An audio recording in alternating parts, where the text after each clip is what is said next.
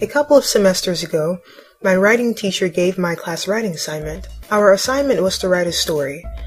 Now, this is not specifically professional or technical writing, but I still had to take an event or an idea and explain it to an audience, just as a fictional story. So, I thought and I thought until my brain finally popped something out. It started with a young girl. She had just moved into a new house with her mother. Everything went fine, and she even found a new friend in her new math teacher. But then things began to change. Things began to get a little eerie. This little girl, who I named Andrea, began hearing sounds, giggles at first. But then, these giggles turned into cries, and whatever began giggling began calling her name. Andrea, it whispered. Help me. This scared the heck out of my main character. And it scared the heck out of me too. Andrea heard these cries in her bedroom every night at around 3 a.m. One night, when it was nearly pitch black except for the moon that lit her window, Andrea went to use her restroom. Once she tiptoed back to her bed, she saw him. It was the ghost boy. The boy that had cried every night.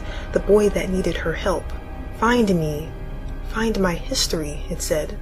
This went on until Andrea finally cracked. She could no longer take the madness. She thought she was going crazy, and she had no one to help her.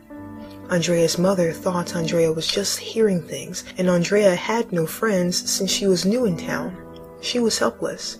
I realized she was helpless. And that's when I realized I was once helpless. Before I was given this writing assignment, I had to think about what I wanted to write about.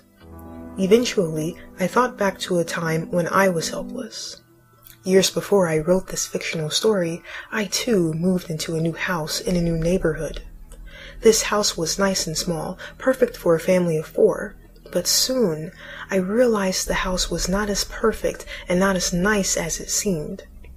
It was late for me too when I began hearing things. I did not hear giggling or crying, I simply heard my name. It, whatever it was, would say my name in the middle of the night. Then I heard the footsteps. It was like it was walking around in circles or walking to and from me. There was even one night when I was sleeping on my back that I was attacked. Something grabbed my shoulders and pushed me down into my bed. I yelled for help and remembered my older brother coming into my room asking me if I was okay. But when I woke the next morning, it all seemed like a dream, even the part with my older brother. That experience was the most frightening experience I ever had so far in my short life. I tried telling my mother and my brothers about it, but they didn't believe me. I decided I wanted to explain these events to my peers in a fictional story. Lucky for Andrea, no one tried to attack her. Well, at least not the ghost boy. Andrea was new to the town, so she went to the first place she thought she could find help, the town's old library that stored all the town's old history. What she found there was an article, just one article, about the ghost boy. He was found dead in the woods about 20 years prior, no evidence of murder. Andrea had found the boy's history. What else could she do? He was lost forever. Until Andrea found who the murderer really was. So to not spoil the story, I turned in the writing assignment and received an A+. My classmates read the story, they liked it, they understood it, and I felt confident in that I could explain an event using the medium of fiction.